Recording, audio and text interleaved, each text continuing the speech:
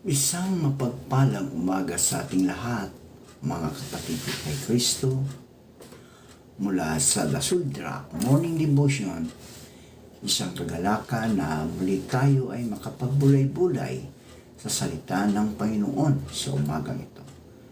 Mga ilang minutong pagbubulay-bulay ng mga salita ng Panginoon upang papurihan at sambahin ang ating Panginoong Hesukristo. Ang ating pong pagbubulay-bulayan ngayong umaga ay matatagpuan sa Pilipos.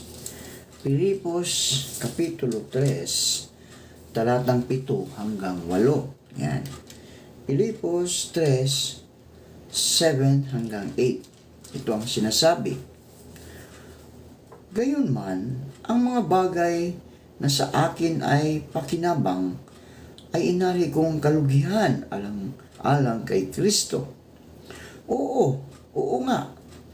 At lahat ng mga bagay ay maaari kong kalugihan dahil sa dakilang kagalingan ng pagkakilala kay Kristo Jesus na Panginoon ko, na alang-alang sa Kanya'y tiniis ko ang kalugihan ng lahat ng mga bagay at inari kong sugal lamang upang tamuhin, sukal lamang upang tamuhin ko si Kristo. Pinagpala na po tayo sa pagkabasa at pagkarinig sa salita ng Panginoon. Tayo po ay manalangin.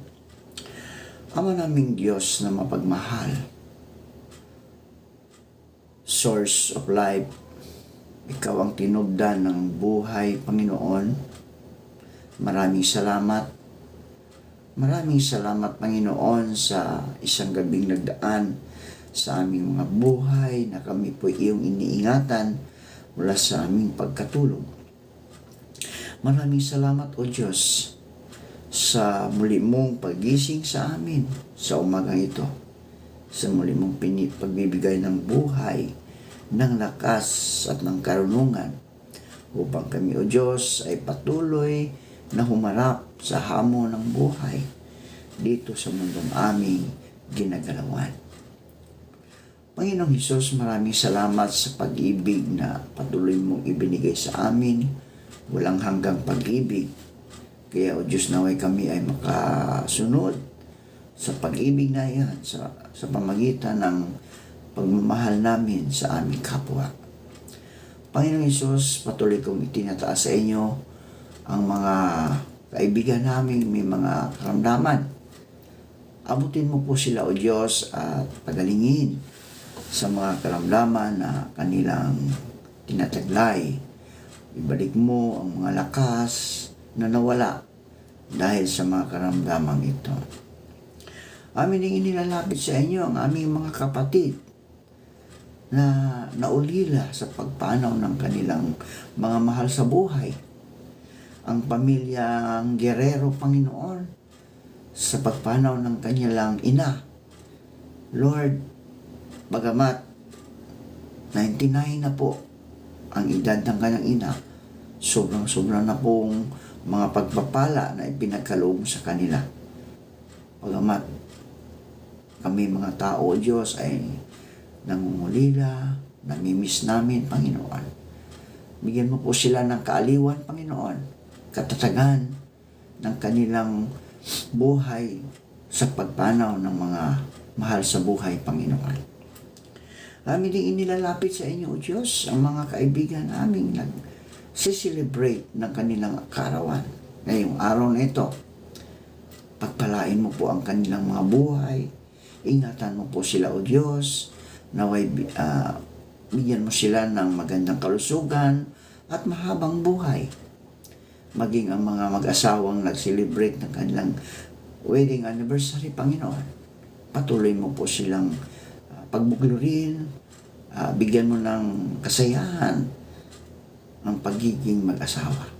Ilayo mo sila sa mga pagsubok, sa mga tukso, upang sila, O Diyos, ay patuloy na makapaglingkod sa inyo at sa kapwa.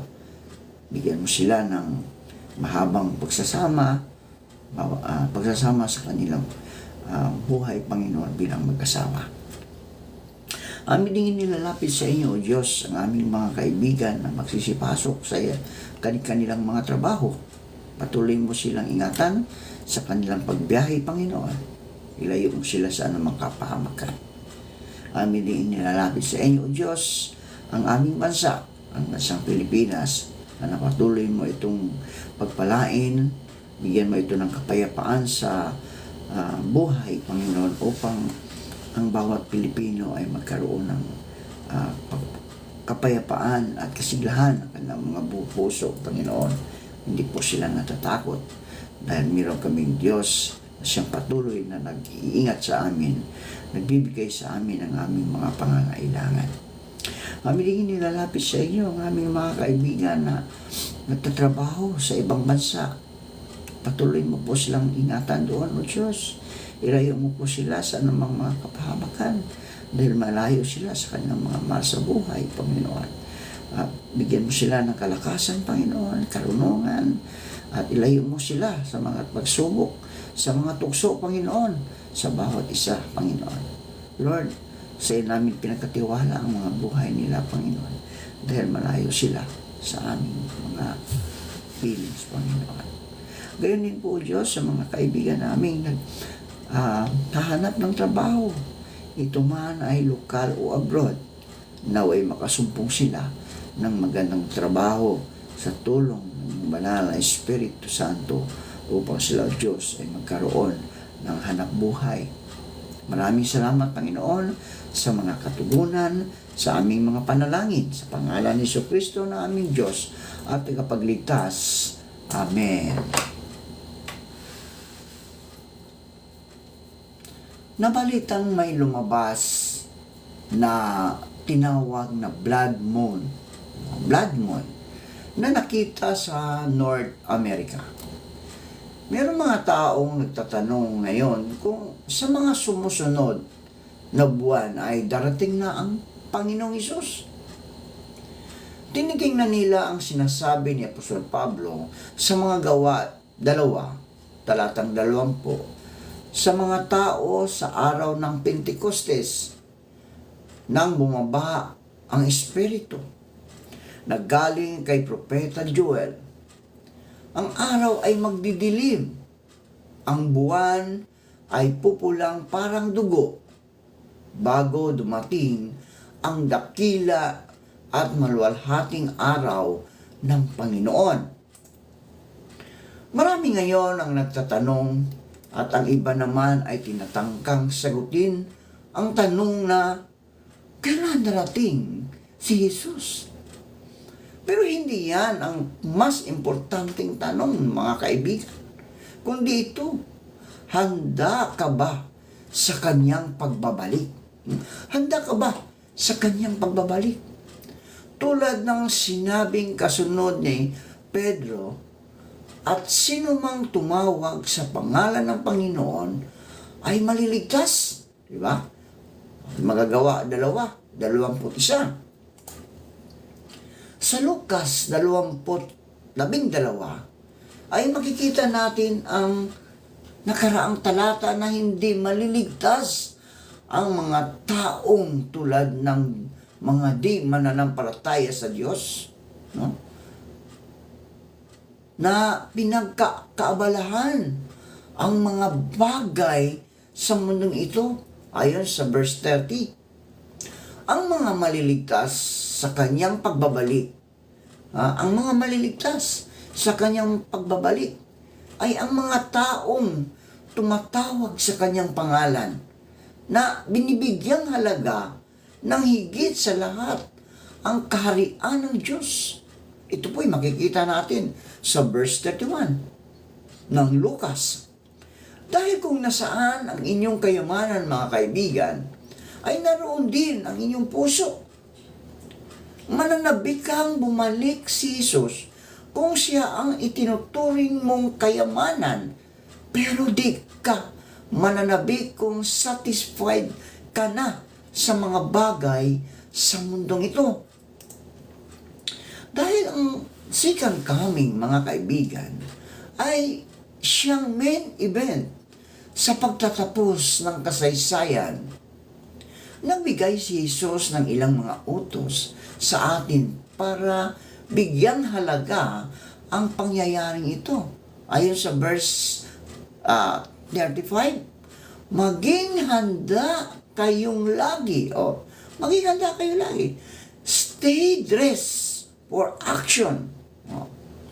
Isa itong idiom sa kultura nila na tumutukoy sa pagsusukbit ng laylayan ng kanilang damit para ready tumakbo o magtrabaho o lumaban at mapanatiling maliwanag ang iyong mga ilawan. Di ba? Verse 35, kapag patay na ang ilaw, mga kaibigan, wala nang dapat gawin, kundi matulog at magpahinga. Pero kung bukas pa, ibig sabihin, nakahanda pa sa mga dapat gawin. Inihalin tulad niya rin tayo sa mga aliping naghihintay sa pag-uwi ng kanilang Panginoon buhat sa kasalan, upang kung ito'y dumating at kumatok, ay mabuksan nila agad ang pinto. Tayo ay pag-aari ni Jesucristo. Siya ang ating master, mga kaibigan. Siya ang ating pinakamahalagang relasyon natin. Sa kanyang kalooban at kabutihan, nakadepende ang buhay natin. Kaya paulit-ulit niyang sinasabi na dapat tayo ay gising at nagbabantay. Handa. Dapat na humanda. Isang uri din ng alipin sa panahong iyon ang tinatawag na stewards o household manager o katiwala. Tayo ay dapat na maging tapat at matalinong katiwala na sa pagdating ng Panginoon ay tulad ng isang aliping na daratnang gumaganap ng tungkulin. Di lang tayo dapat maging handa at sabik sa pagbabalik ng ating Panginoong Jesucristo, kundi dapat or tapat sa pagsunod sa Kanya habang tayo ay naghihintay. We must be ready for our Lord's return and be faithful as we wait. Sa laban ni Pacquiao, mga kaibigan, hindi madali ang paghahanda. Hindi rin madali ang magiging focus sa training. Di ba? Sa buhay din natin ngayon, mga kaibigan, maraming distraction. Iba pang responsibilities at mga relationship problems. Bukod pa sa $20 million na guaranteed na matatanggap ni Pacquiao, kasama pa ang shares sa pay-per-view. Mas mahalagang motivation ito sa kanya ang maibalik ang kanyang honor, sa kanya bilang isang boxing champion. Para maging masigasig sa paghahanda, mga kaibigan, sa pagdating ng ating Panginoon, we need motivations. Motivations greater than winning our own boxing match. Your master will return. Your master will return. Our master, the Lord Jesus Christ, will return. This is good news. Kailangan nating marinig sa kabila ng mga masasamang balita nangyayari ngayon sa buhay natin at sa paligid natin. Anong klase ang kanyang pagbabalik? Makikita natin ito sa mga pagsasalarawan ni Jesus sa teksto tungkol sa kanyang pagbabalik. Ang kanyang pagbabalik ay matatagalan, mga kaibigan. At least, sa pananaw natin, Ikinumpara tayo sa mga aliping naghihintay sa pag-uwi ng kanilang Panginoon buhat sa kasalan. Ang kasalan kasi noon, sa panahon noon nila, di tulad sa ngayon, mga kaibigan. Ngayon, kapag umatin ka ng wedding, alam mo, mamaya lang, then uuwi ka na. Di ba? Sa kanila, ang kasalan ay inaabot ng ilang araw. Minsan isang linggo. Sa ngalan ng Ama, ng Anak, at ng Banal na Espiritu Santo. Tayo po ay manalangin. Maraming salamat, Panginoon, sa mga salitang aming napagbubulay-bulayan ngayong umaga. Salamat sa paalala na kami ay dapat maghanda sa sa iyong pagbabalik, Panginoon. Bagamat matatagalan o maaaring malapit na, O Diyos, dapat kami handa na madatnan mo na patuloy na naglilingkod sa iyong pangalan sa harapan mo, O Diyos, upang kami ay pagdating mo ay ikaw ay aming salubungin, pagbuksan ng pinto para kami, O Diyos, ay makasama mo doon sa iyong kaharian, ang buhay na walang hanggan, na patuloy naming inaasam-asam dahil ikaw ang Diyos na aming Diyos tagapagligtas sa aming mga buhay. Maraming salamat sa mga nakikinig ngayong umaga. Pagpalain mo po, Panginoon, sila at ilayo mo po sila sa anumang mga kapahamakan, karamdaman, pagsubok at tukso. Tulungan mo sila, Panginoon, sa lahat ng kanilang mga gawain. Ilayo mo sila sa mga pagsubok, lalong-lalo na ang kanilang mga mahal sa buhay, Panginoon.